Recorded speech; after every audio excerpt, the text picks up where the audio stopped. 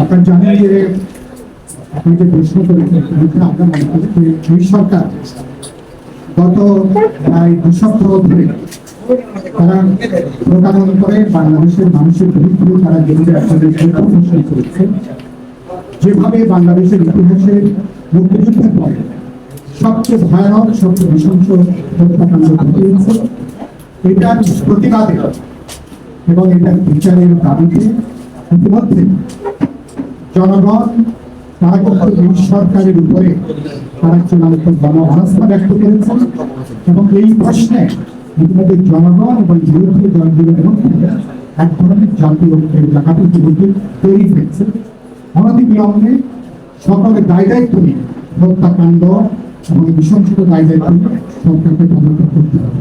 আমরা যারা রাজপথে আমরা যুগপথে আন্দোলনে আছি, বিএনপি সহ গণতন্ত্র মঞ্চগুলো অনেকগুলো রাজনৈতিক দল এবং যুগপথের বাইরেও অনেকগুলো রাজনৈতিক দল আছে। আমরা রাজপথে অবস্থানের মধ্যে আমাদের মধ্যে একজন রাজনৈতিক পক্ষ রাজপথে তৈরি হচ্ছে।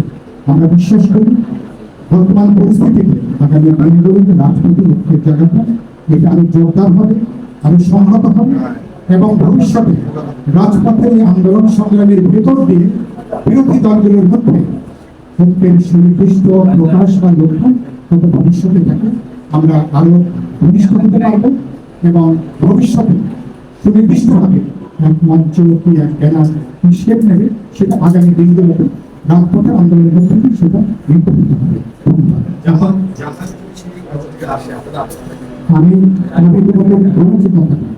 আমি বলেছি রাজপথে অধিকাংশ বড় দল যুগপথে আমরা আন্দোলনে আছি।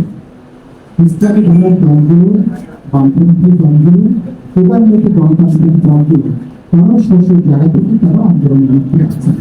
আমরা চাই যে রাজপথে প্রতিটা দল এবং প্রতিটা দল এই পুরাচারী সরকারি বিদায়ের দাবিতে, এই দুঃশাসনের বিদায়ের দাবিতে, সরকারি পদক্ষেপের দাবিতে তারা রাজপথে তাদের সক্রিয় ভূমিকা তারা পালন করবেন। রাজপথে লড়াই সংগ্রামের মধ্য দিয়ে আগামীতে সুনির্দিষ্টভাবে আরো বৃহত্তর ঐক্যের রূপ কি হবে সেটা ভবিষ্যৎ সেটা নির্ধারণ করবে। ধন্যবাদ।